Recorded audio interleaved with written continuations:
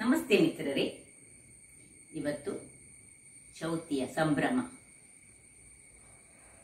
ನಮ್ಮ ತುಳುನಾಡಿನಲ್ಲಿ ಹೆಚ್ಚಿನ ಮನೆಗಳಲ್ಲಿ ಇವತ್ತು ಹೊಸ ಊಟದ ಸಂಭ್ರಮವೂ ಹೌದು.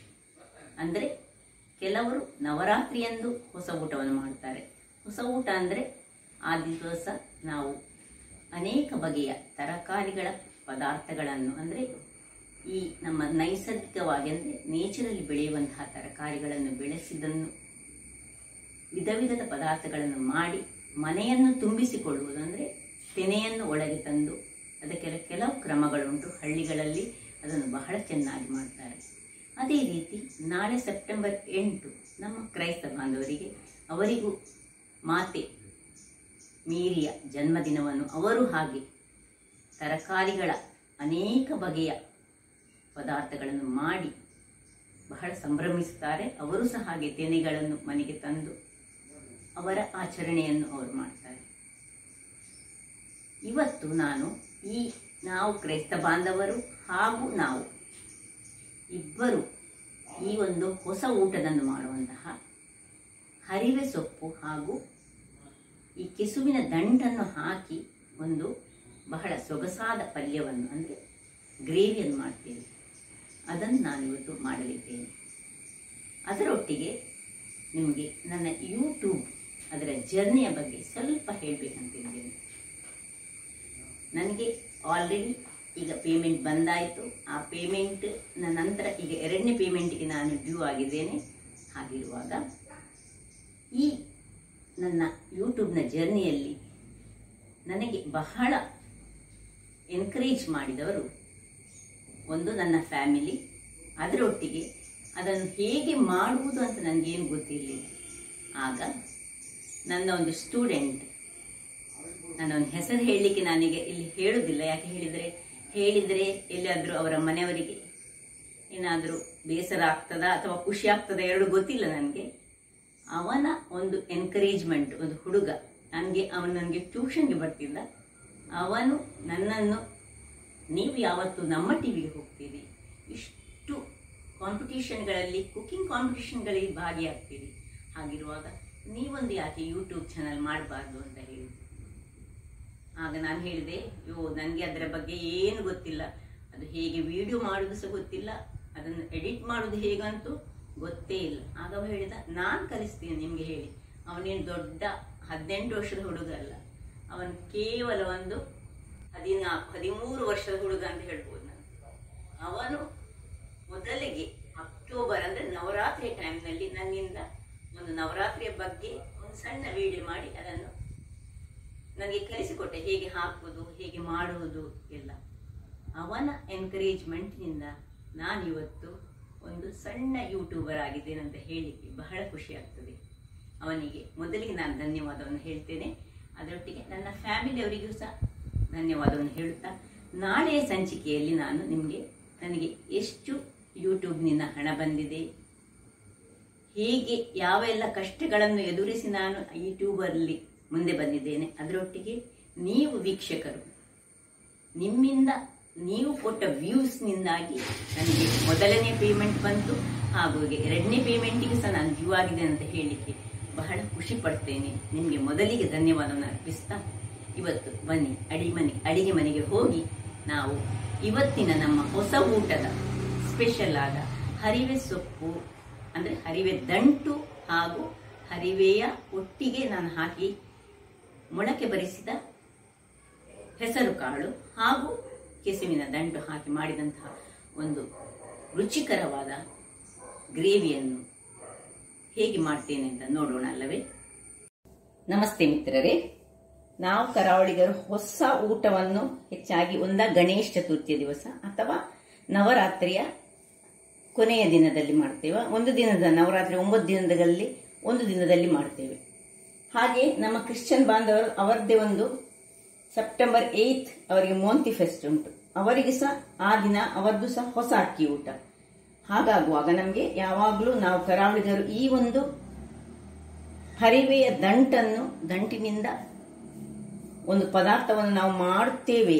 ಹಾಗಿರುವಾಗ ಇವತ್ತು ನಾನು ಈ ಹರಿವೆ ದಂಟು ಮತ್ತು ಇದು ಕೆಸುವಿನ ದಂಟು, ಹಾಗೂ ಇದು ಸ್ವಲ್ಪ ಹೀಟ್ ಆಗ್ತದೆ. ಅದಕ್ಕೋಸ್ಕರ ನೋಡಿ ಇಲ್ಲಿ ಮೊಳಕೆ ಬರಿಸಿದಂತಹ ಹೆಸರು, ಇದನ್ನು ಯೂಸ್ ಮಾಡಿ ನಾವೊಂದು ಬಹಳ ರುಚಿಕರವಾದ ಪದಾರ್ಥವನ್ನು ಅಂದರೆ ಗ್ರೇವಿಯನ್ನು ಮಾಡ್ತೇವೆ. ಅದಕ್ಕೆ ಹೆಚ್ಚಿನವರು ಅಂಬಡೆಯನ್ನು ಯೂಸ್ ಮಾಡ್ತಾರೆ. ನಿಮ್ಗೆ ಗೊತ್ತಿರ್ಬೋದು, ಅಂಬಡೆಯ ಪದಾರ್ಥ ನಾನು ಮಾಡಿದ್ದೇನೆ ಮುಂಚೆ ಸಹ, ಕರಾವಳಿಯಲ್ಲಿ ಅಂಬಡೆ. ನಾನಿವತ್ತು ಅಂಬಡೆಯ ಬದಲು ಈ ಬಿಂಬುಳಿಯನ್ನು ಯೂಸ್ ಮಾಡಿ ಇದರೊಟ್ಟಿಗೆ ಮಾಡ್ತೇನೆ. ಬಿಂಬುಳಿ ಸಹ ಆಗ್ತದೆ, ಅಥವಾ ಅಂಬಡೆ ಇದ್ರೆ ಅಂಬಡೆ, ಅಂದರೆ ಹುಳಿಯಾಗ ಹೆಚ್ಚು ಹಾಕ್ಲಿಕ್ಕಿಲ್ಲ. ಹುಳಿ ಅಂಬಡೆ ಇದ್ರೆ ಹುಳಿಯೇ ಹಾಕ್ಲಿಕ್ಕಿಲ್ಲ, ಬಟ್ ಇದು ಇದ್ರೆ ಸಹ ಹಾಗೆ ಹುಳಿ ಹಾಕ್ಲಿಕ್ಕೆ ಇಲ್ಲ. ಈಗ ಇಲ್ಲಿ ನೋಡಿ ಬೇಕಾದ ಸಾಮಗ್ರಿಗಳು ಏನು ಹೇಳಿದರೆ, ಈ ಒಂದು ಹರಿವೆ ದಂಟು ಹಾಗೂ ಕೆಸುವಿನ ದಂಟು, ಇದು ಮೊಳಕೆ ಬರಿಸಿದಂತಹ ಹೆಸರು, ಇಲ್ಲಿ ಒಂದು 6 ಬ್ಯಾಡ್ಗೆ ಮೆಣಸು ತೆಗೆದುಕೊಂಡಿದ್ದೇನೆ. ಬೇಕಿದ್ದಕ್ಕೆ ನಾವು 2 ಗಿಡ್ಡ ಊರಿನ ಮೆಣಸು ಸಹ ಹಾಕೊಳ್ಬಹುದು. ಸ್ವಲ್ಪ ಖಾರ ಬೇಕಿದ್ದವರು 1-2 ಊರಿನ ಮೆಣಸು ಹಾಕೊಳ್ಳಿ. ಕೊತ್ತಂಬರಿ ಬೀಜ 1-1.5 ಚಮಚದಷ್ಟು, ಸ್ವಲ್ಪ ಒಂದು ಅರ್ಧ ಚಮಚ ಜೀರಿಗೆ, ಇದರಲ್ಲಿ 1 ಚಮಚದಷ್ಟು ಸಾಸಿವೆ ಉಂಟು, ಇದರಲ್ಲಿ ಅರ್ಧ ಚಮಚದಷ್ಟು ನಮಗೆ ಗ್ರೇವಿ ಮಾಡಲಿಕ್ಕೆ ಬೇಕು, ಮತ್ತು ಒಗ್ಗರಣೆಗೆ ಅರ್ಧ ಚಮಚ ಬೇಕು. ಇದು ಸಹ ಹಾಗೆ, ಇದರಲ್ಲಿ 2-3 ನಮಗೆ ಗ್ರೈಂಡ್ ಮಾಡುವಾಗ ಬೇಕು, ಮಸಾಲೆ ಮಾಡುವಾಗ. ಉಳಿದದ್ದು ಒಗ್ಗರಣೆಗೆ. ಇಲ್ಲಿ 1/4 ಚಮಚದಷ್ಟು ಮೆಂತೆ, 4-5 ಕರಿಮೆಣಸು ಮತ್ತು ಹಳದಿ ಪುಡಿ ಬೇಕು. ಹಾಗಾದರೆ ಹೇಗೆ ಮಾಡೋದನ್ನು ನೋಡೋಣ ಅಲ್ಲ. ನೋಡಿ ವೀಕ್ಷಕರೇ, ಇದು ಇವತ್ತು ನನ್ನ ಮನೆಯಲ್ಲೇ ಆದದ್ದು. ನಾನು ಇವತ್ತು ಮಾರ್ಕೆಟ್ನಲ್ಲಿ ಇದರ ರೇಟ್ ಕೇಳಿದೆ. ಒಂದು ಹರಿವೆಗೆ, ಅಂದರೆ ಈಗ ಮಳೆ ಬಂದು ಹರಿವೆಯ ಸೊಪ್ಪಿನ ಬೆಳೆ ಬಹಳ ಕಡಿಮೆ ಆಗಿದೆ, ಆದ್ದರಿಂದಾಗಿ ಭಾರಿ ರೇಟು, ಭಯಂಕರ ರೇಟ್. ಎಲ್ಲ ವೆಜಿಟೇಬಲ್ಗಳಿಗೆ ಈ ಮಳೆಯ ಪ್ರಭಾವದಿಂದ, ಅಂದರೆ ನೆರೆ ಎಲ್ಲ ಬಂತಲ್ಲ, ಹಾಗಾಗಿ ಇಲ್ಲವೇ ಇಲ್ಲ, ಇದು ಒಳ್ಳೆ ಬೆಳಿಲಿಲ್ಲ. ನೋಡಿ ಇದರದ್ದು ದಂಟನ್ನು ಕಟ್ ಮಾಡಿ ನಾನೊಂದು ಚಟ್ಟಿಯಲ್ಲಿ ಈ 2 ನೆಟ್ಟದ್ದು, ಅದರ ಹಾಗಾಗಿ ನನಗೆ ಇವತ್ತು ಉಪಯೋಗಕ್ಕೆ ಬಂತು. ಈಗ ಇದರ ಎಲೆಯೆಲ್ಲ ಯಾವುದು ಬೇಡ, ಎಲ್ಲ ಎಲೆಗಳನ್ನು ನಾವು ತೆಗೆದುಕೊಂಡು ನಾನು ನಿಮ್ಗೆ ಕಟ್ ಮಾಡಿ ತೋರಿಸ್ತೇನೆ. ನೋಡಿ ವೀಕ್ಷಕ, ಕೆಲವರು ಇದರದ ಬೇರನ್ನು ನೋಡಿ ಹೀಗೆ ತೆಗೆದು, ಹೀಗೆ ಬೇರುಗಳನ್ನು ಸಹ ಹೀಗೆ ಮಾಡಿ ಬೇರನ್ನು ಸಹ ಹಾಕೊಳ್ತಾರೆ. ಅದು ಸಹ ಮಾಡ್ಬೋದು, ಯಾಕೆ ವೇಸ್ಟ್ ಮಾಡೋದು ಹೇಳಿ. ನೋಡಿ ಹೀಗೆ ಮಾಡಿ ಈ ಬೇರನ್ನು ಇಲ್ಲಿ ಕಟ್ ಮಾಡಿ ಹೀಗೆ ಮಾಡಿ, ನೋಡಿ ಎಲ್ಲ ಇಲ್ಲಿ ಕೊಳೆ ಎಲ್ಲ ಇರ್ತದೆ. ಇನ್ನು ಇದನ್ನು ಕಟ್ ಮಾಡಿ ನೀರಿನಲ್ಲಿ ಹಾಕೊಳ್ಳೋದು. ಒಂದೊಂದು ನೋಡಿ ಹೀಗೆ ಪೀಸಸ್ ಮಾಡಿ, ಹೀಗೆ ಎಷ್ಟು ದೊಡ್ಡ ಪೀಸ್ ಬೇಕು ಅಷ್ಟು ದೊಡ್ಡ ಪೀಸನ್ನು ಕಟ್ ಮಾಡಿ ನಾವು ಈಗ ಬೇಯಿಸ್ಲಿಕ್ಕೆ ಫಸ್ಟಿಗೆ ಇದನ್ನು ತೊಳೆದುಕೊಳ್ಳಿಕೊಂಡು ಒಂದು ಒಳ್ಳೆ ನೀರಿನಲ್ಲಿ ಹಾಕಿ. ಹಾಗೆ ಇಲ್ಲಿ ನೋಡಿ ಇದು ಸಹ ಹಾಗೆ, ಇದನ್ನು ಸಹ ಹಾಗೆ. ಹೇಗೆ ಕ್ಲೀನ್ ಮಾಡೋದು ಹೇಳಿದರೆ, ಹೀಗೆ ಒಂದು ನೋಡಿ ಹೀಗೆ ಬರ್ತದೆ.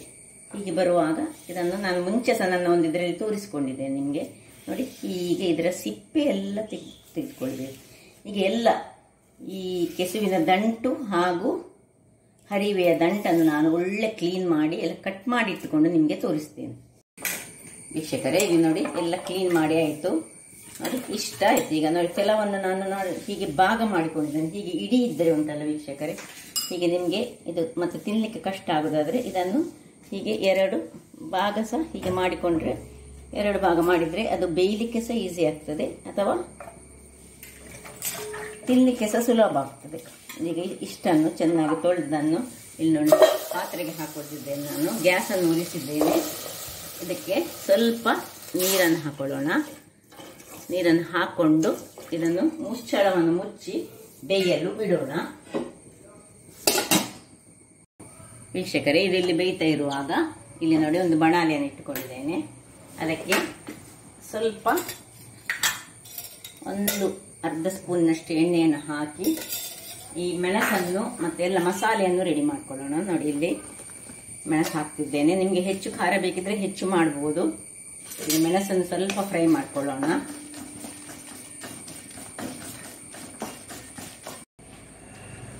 ಮೆಣಸು ಸ್ವಲ್ಪ ಇದಾಗುವಾಗ ಇಲ್ಲಿ ನಾನು ಹೇಳಿದ್ದೇನಲ್ಲ, ನಿಮಗೆ ಬೇಕಿದ್ರೆ ಒಂದು ಊರಿದ್ದು ಮೆಣಸನ್ನು 2 ಹಾಕೊಳ್ಬಹುದು, ಕೆಲವರು ಹಾಕೊಳ್ತಾರೆ. ನನಗೆ ಹೆಚ್ಚು ಖಾರ, ಈ ಪದಾರ್ಥ ಎಲ್ಲ ಹೆಚ್ಚು ಖಾರ ಮಾಡಿದ್ರೆ ಒಳ್ಳೇದಾಗುದಿಲ್ಲ. ಸ್ವಲ್ಪ ಜೀರಾ, ಸ್ವಲ್ಪ ಮೆಂತೆ ಹಾಗೂ ಕರಿಮೆಣಸು, ಸ್ವಲ್ಪ 1/4 ಚಮಚದಷ್ಟು ಅಥವಾ ಅರ್ಧ ಚಮಚದಷ್ಟು ಸಾಸಿವೆ,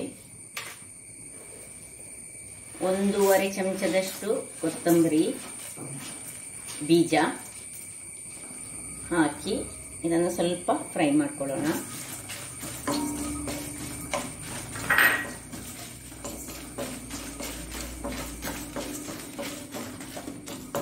ವೀಕ್ಷಕರೇ ನೋಡಿ, ಈಗ ಸಾಸಿವೆ ಪಟಪಟ ಹೇಳುವಾಗ ಇದನ್ನು ಆಫ್ ಮಾಡ್ಕೊಳ್ಳೋಣ.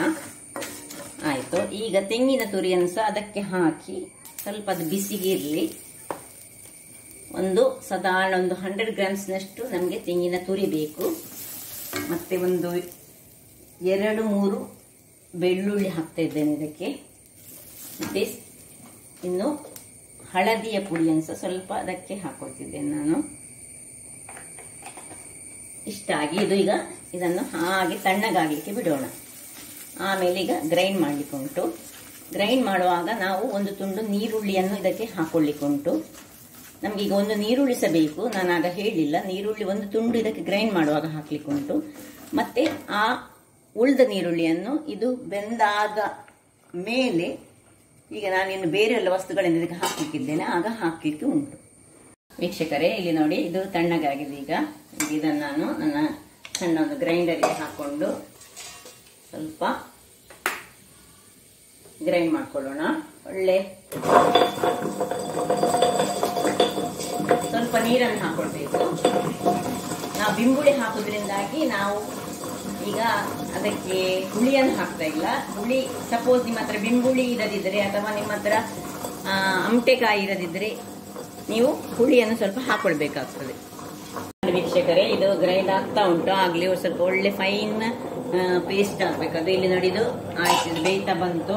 ಈಗ ಇದಕ್ಕೆ ನಾನು ನೋಡಿ 1 ನೀರುಳ್ಳಿಯಲ್ಲಿ ಇದರಲ್ಲಿ 1/4 ನೀರುಳ್ಳಿಯನ್ನು ನಾನು ಗ್ರೈಂಡ್ ಮಾಡುವಾಗ ಹಾಕಿದ್ದೇನೆ. ಉಳಿದ 3/4 ನೀರುಳ್ಳಿಯನ್ನು ಹೀಗೆ ಕಟ್ ಮಾಡಿ ಸ್ಲೈಸಸ್ ಮಾಡಿ ಇದಕ್ಕೆ ಹಾಕೊಳ್ಳೋಣ.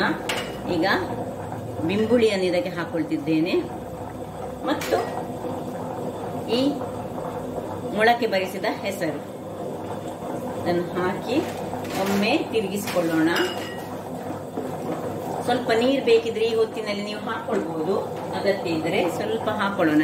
ನೀರು ಹಾಕಿ ಪುನಃ ಮುಚ್ಚಳ ಮುಚ್ಚಿ ಬೇಯಿಸೋಣ. ವೀಕ್ಷಕರೇ ನೋಡಿ, ಇಷ್ಟಾಗುವಾಗ ಇಷ್ಟು ಬೇಯ್ತಿದ್ದು 5 ನಿಮಿಷದ ನಂತರ ಇದು ಕೊನೆಗೆ ನಾವು ಈ ಕೆಸುವಿನ ದಂಟನ್ನು ಇದಕ್ಕೆ ಹಾಕೊಳ್ಳೋದು. ಯಾಕಂದ್ರೆ ಇಲ್ಲದಿದ್ರೆ ಅದು ಮುದ್ದೆ ಆಗಿ ಹೋಗ್ತದೆ, ಬೇಗ ಬೇಯ್ತದೆ. ಅದರಿಂದಾಗಿ ಇದನ್ನು ಹಾಕಿ ಬೇಕಿದ್ರೆ ಇನ್ನೂ ಸ್ವಲ್ಪ ನೀರನ್ನು ಹಾಕೊಳ್ಳೋಣ. ಆಮೇಲೆ ಕೊನೆಗೆ ನಾವೀಗ ಉಪ್ಪನ್ನು ಹಾಕೊಳ್ಳೋದು. ಈಗ ಬೇಯಲಿ ಅದು ಇನ್ನೊಮ್ಮೆ. ವೀಕ್ಷಕರೇ ನೋಡಿ, ಆಯ್ತು ನೋಡಿ, ಒಳ್ಳೆ ಬೆಂದಿದೆ ಎಲ್ಲ. ನಿಮಗೆ ನೋಡುವಾಗಲೇ ಗೊತ್ತಾಗ್ತದೆ ಹೇಗೆ ಬೆಂದಿದೆ ನೋಡಿ. ಈಗ ಇದಕ್ಕೆ ಈ ಹೊತ್ತಿನಲ್ಲಿ ನಾವು ರುಚಿಗೆ ತಕ್ಕಷ್ಟು ಉಪ್ಪನ್ನು ಹಾಕೊಳ್ಳೋಣ.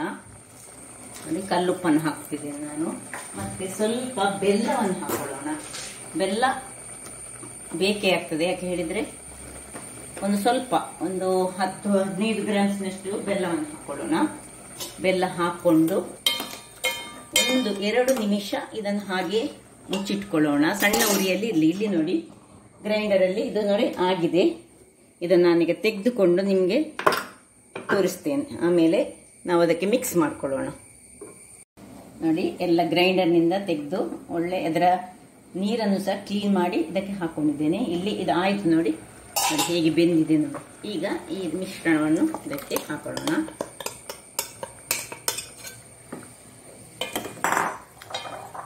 ಬಹಳ ಆರೋಗ್ಯಕರ ಸಹ ಹೌದು. ನಮ್ಮ ಟ್ರೆಡಿಷನಲ್ ಕರಾವಳಿಗರ ಟ್ರೆಡಿಷನಲ್ ಪದಾರ್ಥ ಅಂತ ಹೇಳ್ಬೋದು ಇದನ್ನು. ಈಗ ಇದು ತುಂಬಾ ದಪ್ಪ ಆಯ್ತು. ಈಗ ಸ್ವಲ್ಪ ಇದಕ್ಕೆ ನೀರನ್ನು ಹಾಕೊಂಡು, ತುಂಬಾ ನೀರು ಸಹ ಮಾಡ್ಲಿಕ್ಕಿಲ್ಲ, ಹದಾದಲ್ಲಿ ಇರ್ಬೇಕು. ಇದು ಹದಾದ ಗ್ರೇವಿ ಆಗ್ಬೇಕು ನೋಡಿ. ಇಷ್ಟು ಸಾಕು ನೋಡಿ, ಹೇಗೆ ಬಂತು ನೋಡಿ. ಎಲ್ಲ ಇದರಲ್ಲಿ ಕೆಸುವಿನ ದಂಟುಂಟು, ಹರಿವೆಯ ದಂಟುಂಟು. ಮತ್ತೆ ಈಗ ಇದರ ಬದಲು ನಾವು ಹೆಸರು ಕಾಳು ಹಾಕುವ ಬದಲು ನಾವು ಕೆಲವರು ತೊಗರಿ ಬೇಳೆಯನ್ನು ಹಾಕಿ, ಅಂದ್ರೆ ತೂರ್ ದಾಳನ್ನು ಹಾಕಿ ಮಾಡ್ತಾರೆ. ಅದು ಸಹ ಚೆನ್ನಾಗಿ ಆಗ್ತದೆ ನೋಡಿ. ಏನ್ ಚೆನ್ನಾಗಿ. ಈಗ ಇದನ್ನು ಮುಚ್ಚಿಟ್ಟು ಒಂದು ಕುದಿ ಬರ್ಲಿಕ್ಕೆ ಬಿಡೋಣ. ನೋಡಿ ವೀಕ್ಷಕರೇ, ಆಯ್ತು ನೋಡಿ, ಒಳ್ಳೆ ಕುದಿ ಬರ್ತಾ ಉಂಟು. ಈಗ ಈ ಹೊತ್ತಿನಲ್ಲಿ ನಾವೇನ್ ಮಾಡ್ಬೇಕು ಹೇಳಿದ್ರೆ, ಈಚೆ ಒಂದು ಒಗ್ಗರಣೆಗೆ ರೆಡಿ ಮಾಡೋಣ. ನೋಡಿ, 5-6 ಚಮಚಗಳಷ್ಟು, 5 ಬೇಡ, ಒಂದು 3 ಚಮಚದಷ್ಟು ಸಾಕು. ತೆಂಗಿನ ಎಣ್ಣೆ ಅಂತ ತೆಗೆದುಕೊಂಡಿದ್ದೇನೆ ನಾನು. 1 ಚಮಚದಷ್ಟು ಸಾಸಿವೆ. ನೋಡಿ, ಇಲ್ಲಿ ಬೆಳ್ಳುಳ್ಳಿಯನ್ನು ಹೀಗೆ ಒಳ್ಳೆ ಗುದ್ದಿಕೊಳ್ಬೇಕು ನಾವು. ಗುದ್ದಿಕೊಂಡು ಹಾಕ್ಬೋದು. ಇನ್ನು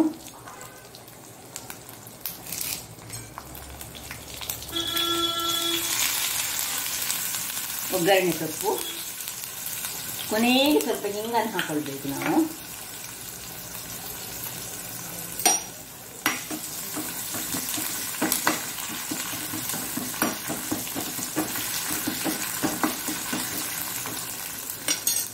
ಈಗ ಇಲ್ಲಿ ಹಿಂಗನ್ನು ಸ್ವಲ್ಪ ಹಾಕೊಳ್ಳೋಣ. ಇದು ಆಪ್ಷನಲ್, ನಿಮಗೆ ಬೇಕಿದ್ರೆ ಮಾತ್ರ, ಯಾಕೆಂದ್ರೆ ಅದರಲ್ಲಿ ಹೆಸರು ಇರುವ ಕಾರಣ ನಾನು ಹಾಕೊಳ್ತಿದ್ದೇನೆ. ಒಳ್ಳೆ ಒಡಿಲಿ ಸಾಸಿವೆ ಒಡೆದ ಕೂಡಲೇ ಹೊಡಿತಾ ಬಂತು ಸಾಸಿವೆ. ಸ್ವಲ್ಪ ಬೆಳ್ಳುಳ್ಳಿ ಕಲರ್ ಬರಬೇಕು.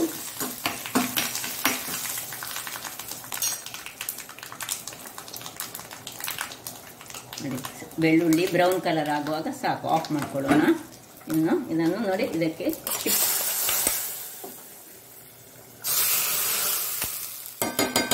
ಆಯ್ತು, ಒಗ್ಗರಣೆ ಕೊಡೋದು, ಆಫ್ ಮಾಡೋದು, ಮುಚ್ಚಿಕೊಳ್ಳೋದು. ವೀಕ್ಷಕರೇ ನೋಡಿ, ಈಗ ಸರ್ವಿಂಗ್ ಟೈಮ್ ಹೇಗೆ ಏನು ಘಮ ಘಮ ಘಮ ಬರ್ತಾ ಉಂಟು ನೋಡಿ. ಇದೊಂದು ಟ್ರೆಡಿಷನಲ್ ಡಿಶ್ ನಮ್ಮದು, ಬಹಳ ರುಚಿಕರವಾಗಿರ್ತದೆ. ಯಾರು ಇದನ್ನು ಟ್ರೈ ಮಾಡ್ಬೋದು, ಆರೋಗ್ಯಕ್ಕಂತೂ ಬಹಳ ಉತ್ತಮ.